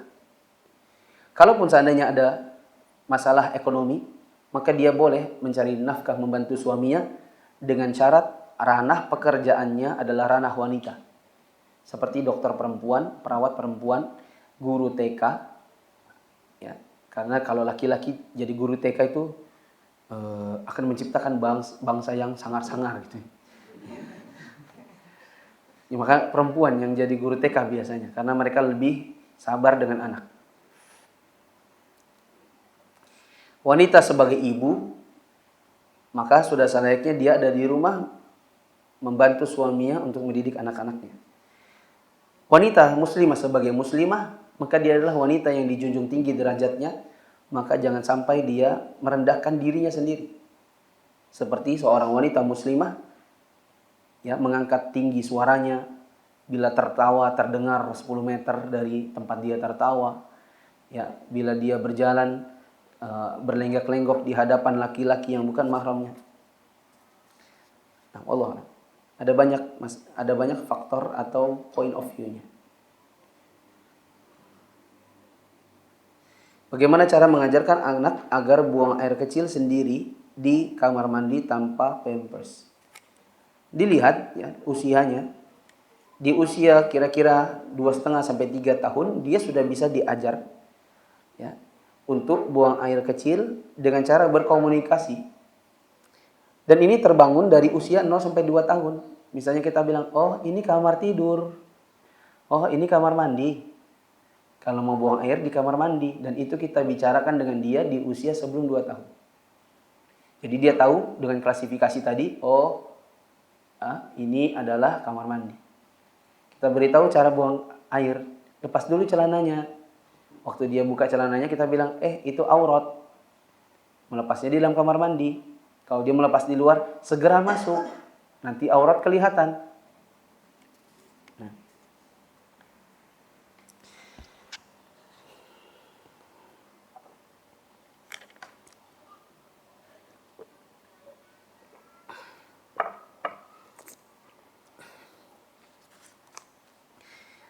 Kalau sudah terlanjur hidup dengan suami mu'allaf dan tidak sungguh-sungguh membina rumah tangga dalam Islam. Saya sholat, anak-anak sholat, suami tidak sholat. Sudah diajak sholat tidak mau. Saya harus bagaimana? Jawabannya gugat cerai. Kembali kepada hukum, seorang laki-laki tidak mau sholat. Apa hukumnya? Ada khilaf di antara para ulama tentang hukum laki-laki atau perempuan yang tidak menegakkan sholat. Pendapat yang kuat adalah bila dia meninggalkan sholat secara mayoritas dari seluruh sholatnya, maka dia dihukumi kafir. Bila dia meninggalkan sedikit dari sholatnya, misalnya sholat 5 waktu dia hanya meninggalkan sholat subuh misalnya, maka ini tidaklah dihukumi kafir, tapi dia berdosa dengan dosa besar. Dan saya lebih pilih ini. Kita lihat lagi, kalau suaminya betul-betul tidak sholat, maka datang ke pengadilan dan bilang, saya ingin gugat cerai suami saya karena dia tidak sholat. Dan bagi saya, dengan apa yang saya ketahui, ini adalah termasuk pembatal keislaman, yaitu meninggalkan sholat secara total.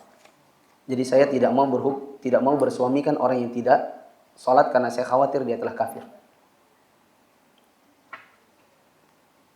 Nanti kan suaminya yang ngomong itu, kamu kok gugat cerai? Saya bilang, saya khawatir kamu kafir. Bagaimana saya seorang muslimah bisa tidur dengan laki-laki kafir? Ya, tegaskan hal ini kepada dirinya. Bagaimana membuat suami sadar kalau sedang marah tidak melakukan kekerasan fisik dan talak? Sementara itu hanya masalah sepele. Ya. Bilang sama dia, talak itu. Dan ini ngomongnya jangan pas dia marah. Istri jangan menjawab suami waktu dia marah. Seorang suami kalau dia marah terus dijawabnya, biasanya tambah marah atau enggak? Tambah marah. Maka bilang sama dia di waktu-waktu yang dia tidak sedang marah. Bilang, Abi, talak itu laki-laki kan kita sama-sama tahu, maksimal 3. Maka kalau cuma masalah sepele, dikit-dikit ngomong talak, saya khawatir suatu saat keceplosan dan jadilah Abi mentalak saya dan jatuh talak. Hanya karena urusan ini dicontohkan di sini. Hanya karena tidur di sofa. Hanya karena urusan piring. Ya, bukan masalah besar. Sampaikan kepada dia di saat dia tidak sedang emosi.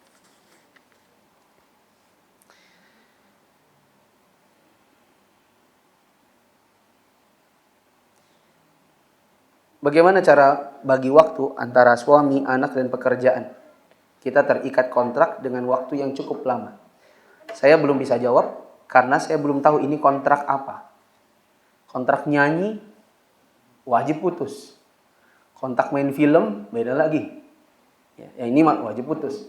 Kontrak kerja, kontrak jadi Gojek, kontrak sewa rumah, banyak. Kontrak yang mana? Ya. Yang jelas harus disadari bahwa seorang istri itu pada dasarnya dia di rumah. Bukan berkarir di luar rumah. Bila pun harus dan terpaksa, maka hanya boleh di ranah-ranah wanita. Saya dari umur 22 tidak dekat dengan ayah saya karena orang tua bercerai. Sehingga saya kaku dan tidak bisa lemah lembut kepadanya. Saya takut bisa mempengaruhi ketika saya menikah nanti. Saya takut tidak bisa lembut pada laki-laki. Bagaimana mengubah sikap saya ini, Ustaz? Bagaimana cara melembutkan hati saya ini?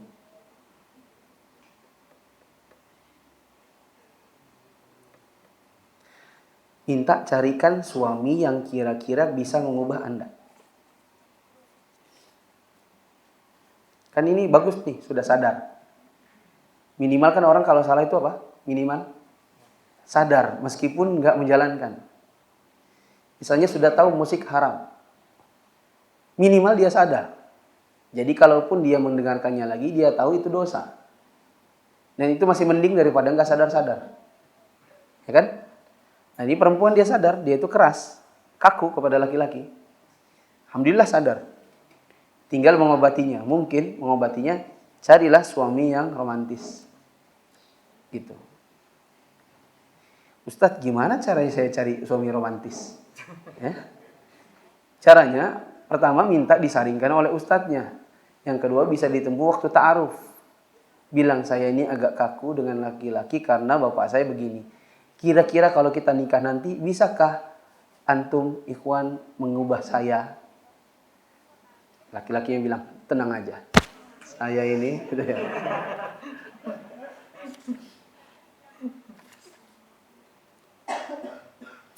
Kak Ustadz, ibu hamil kalau tidak puasa di bulan Ramadan, apakah cukup bayar fidyah atau ganti puasa? Saya pribadi condongnya ganti puasa, qadha dan bukan fidyah. Tapi kalau khawatir, maka bisa dikerjakan dua-duanya. Fidyah dulu. Setelah fidyah, tetap mengusahakan sedikit demi sedikit secara mencicil ganti puasanya.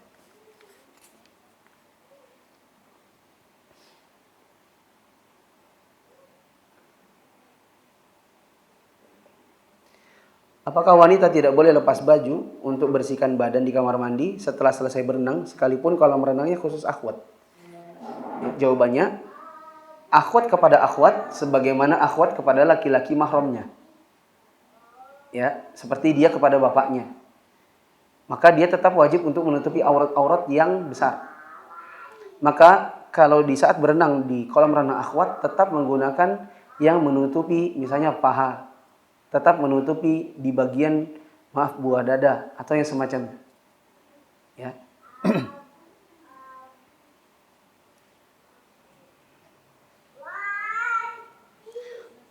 Oh, di sini tidak ada karena ada hadis yang berbunyi tidak ada seorang wanita pun melepaskan bajunya bukan di rumahnya sendiri kecuali dia telah membuka aib antara dirinya dengan Allah. Maksudnya adalah tapi ini tidak termasuk dalam bab itu. Kalau kita nginap di rumahnya mertua, apa nggak boleh buka baju sama sekali? Ya, suami kita bilang, yuk kita pulang kampung. Kita pulang kampung ke rumahnya suami.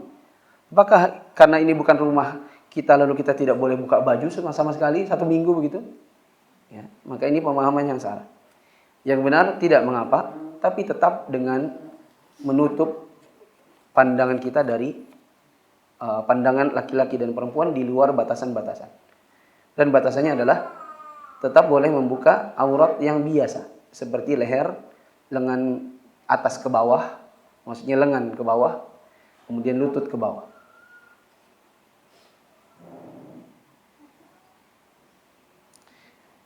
Ustadz, sebaiknya mengajarkan hafalan atau mendengarkan murattal itu dari surat Al-Baqarah atau dari surat pendek? Jawabannya dari surat pendek. Ajarkan dari yang mudah.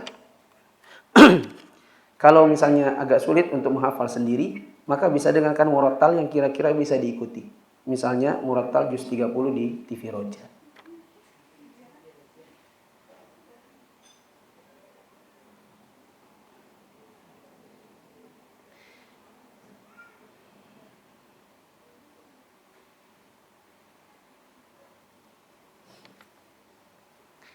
Ketika sholat, ibu-ibu suara saya sudah habis. Ini masih ada pertanyaan-pertanyaan yang sudah tidak ada kekuatan bagi saya untuk menjawabnya karena suara.